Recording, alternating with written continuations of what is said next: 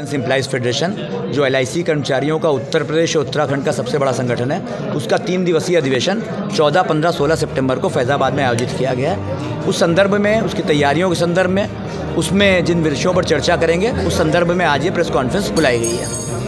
और इस कॉन्फ्रेंस के माध्यम से हम चर्चा करेंगे कि देश के अंदर पब्लिक सेक्टर संस्थानों पर, LIC पर सरकार की नीतियों के चलते क्या खतरे हैं, उनसे कैसे निपटा जा सकता है, सरकार किस तरीके से पब्लिक सेक्टर संस्थानों को कमज़ोर कर रही है, देश के जनमानस को बांटने के लिए, देश के जनमानस की आवाज़ को कमज़ोर करने के लिए किस तरीके से विभाजनकारी नीतियाँ अपना रही है, देश के अंदर सरकार की नीतियों के चलते जो रोज़गार सृजित नहीं हो पा रहे हैं, बेरोज़गारी बढ़ रही है, महंगाई बढ़ रही है, इंश्योरेंस प्रीमियम और हेल्थ इंश्योरेंस का प्रीमियम महंगा हो रहा है, उन सब के खिलाफ हमारी क्या भूमिका होनी चाहिए, आम जनता की क्या भूमिका होनी चाहिए, उस पर हम यहाँ पर चर्चा करेंगे सम्मेलन के माध्यम से। मैंने तो देश को मैसेज दिया है, तो हम अयोध्या की जनता को क्या मैसेज देंगे? हम उसको ज़रूर धन्यवाद देंगे कि आपने जो मैसेज दिया है, राम राज्य की जिस परिकल्पना को आपने साकार करने की कोशिश करी है कि हिंदुस्तान मोहब्बत से चलेगा, हिंदुस्तान प्यार से चलेगा, हिंदुस्तान भाईचारे से चलेगा, हिंदुस्तान सबको साथ लेकर चलेगा, वो संदेश जो अयोध्या की जनता ने दिया है उसके लिए उनको धन्यवाद देते हुए और ये आश्वासन भी उनसे लेते हुए कि वो आगे भी हमको ये रास्ता दिखाएंगे, जैसे राम ने रास्ता दिखाया पूरे विश्व को अपनी समावेशी बातचीत से, अपने समावेशी विचार से, बुराई का अंत कर कर, अहंकार का अंत कर कर, वैसे ही अयोध्या की जनता भी इस आंदोलन में, इस पूरे देशव्यापी जो हमारा आंदोलन होगा, बीमा कर्मचारियों का आंदोलन होगा, जनता का आंदोलन होगा, उसमें अयोध्यावासी भी बढ़ चढ़कर शिरकत करेंगे। इस अधिवेशन के माध्यम से हम ये उनसे आश्वासन भी लेना चाहते हैं, उनको संदेश देना चाहते हैं कि उनकी लड़ाई में, देश के आम जनमानस की लड़ाई में, मेहनतकश की लड़ाई में, गरीबों की लड़ाई में, किसानों की लड़ाई में भारतीय जीवन बीमा निगम के कर्मचारी संगठन, north central zone insurance employees federation और all India insurance employees association की जो भूमिका रही है सदैव, वैसी भूमिका का निर्वहन आगे भी करते रहेंगे।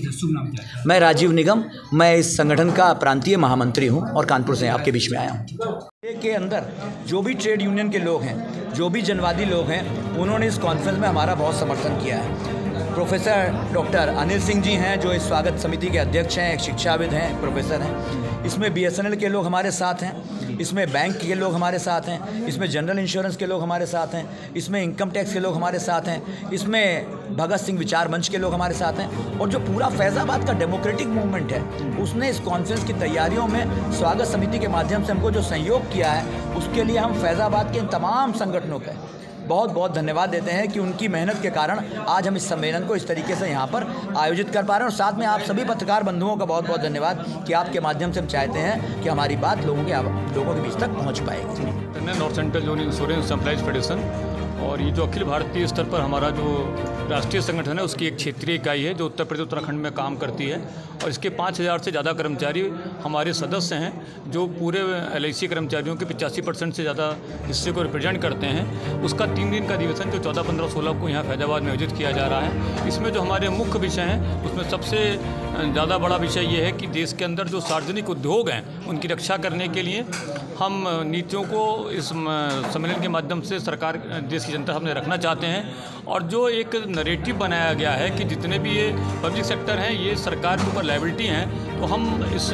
संदेश कॉन्फ्रेंस के माध्यम से संदेश देना चाहते हैं कि भारतीय जीवन बीमा निगम जो एक वित्तीय संस्थान है, सबसे शानदार संस्थान है, जिसने 5 करोड़ की पूंजी से अपनी यात्रा 56 में प्रारंभ करी थी और आज जिसकी संपत्ति 53 लाख करोड़ से ज़्यादा की हो चुकी है। और उसके साथ साथ हम ये भी बताना चाहते हैं कि इस भारतीय जीवन बीमा निगम के द्वारा इन 68 वर्षों में देश की सरकारों को तकरीबन 50 लाख करोड़ से ज़्यादा की धनराशि उपलब्ध कराई गई है। और उस 50 लाख करोड़ की धनराशि का महत्व इस बात से समझिए कि देश के अंदर जितना भी विकास सरकारों के द्वारा किया गया है, उसमें चौथाई हिस्सेदारी भारतीय जीवन बीमा निगम की है। तो ये सारे सार्वजनिक उद्योग देश को बनाने का काम कर रहे हैं, परंतु सरकार के द्वारा अपनी नीति के अंतर्गत इनको कमज़ोर करके पूंजीपतियों को हवाले करने का प्रयास किया जा रहा है। भारतीय जीवन बीमा निगम के भी 3.5% शेयर सरकार के द्वारा मात्र 21,000 करोड़ रुपये में बेच दिए गए हैं, जो देश की जनता के साथ बहुत बड़ा धोखा विश्वासघात है। देश की जनता नहीं चाहती है कि भारतीय जीवन बीमा निगम को कमज़ोर किया जाए, तो हम उसको लेकर भी अपना संघर्ष तैयार करेंगे। और इसके साथ साथ हम ये भी चाहते हैं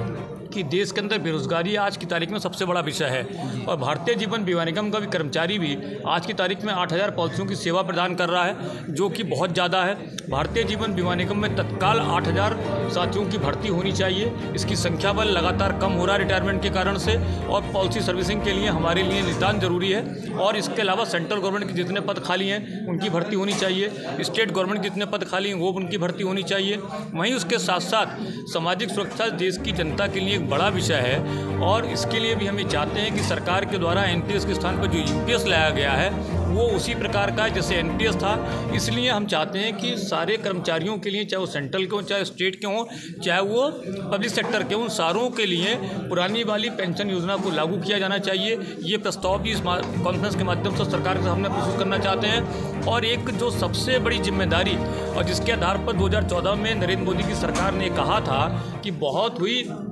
महिलाओं पे अत्याचार, इस बार मोदी सरकार, हम ये अनुभव कर रहे हैं कि पिछले 10 वर्षों में महिलाओं पे अत्याचार लगातार बढ़ रहे हैं। चाहे वो उत्तर प्रदेश की बात हो, चाहे वो बंगाल की बात हो, चाहे वो मणिपुर की बात हो, चाहे वो गुजरात की बात हो। इसलिए महिलाओं की सुरक्षा को लेकर भी सरकार के द्वारा जो कानून हैं और किसी नए कानून की ज़रूरत नहीं है, उन कानूनों के अंतर्गत सुरक्षा उनको प्रदान की जानी चाहिए और देश के लोगों की मानसिकता में बदलाव आना चाहिए। ये भी हम लोग प्रस्ताव पारित करके सरकार से कहना चाहते हैं। ये सारे विषय जो हैं हम यहाँ चर्चा करना चाहते हैं और कुल मिलाकर हिंदुस्तान के संविधान के मुताबिक हिंदुस्तान की जनता के जो अधिकार हैं, जिसको बनाए रखने की जिम्मेदारी, सबसे बड़ी जिम्मेदारी हमारी और आपकी जिम्मेदारी है। उस जिम्मेदारी को पूरा करने के लिए भी हम सरकार से मांग करेंगे कि इस देश का जो शासन है वो डॉक्टर भीमराव अम्बेडकर की संविधान के मुताबिक लागू होना चाहिए। और निश्चित तौर पर इस अधिवेशन को सफलता के सोपान पर ले जाकर हम कश्मीर से लेकर कन्याकुमारी तक संदेश देना चाहते हैं। इस क्षेत्रीय संगठन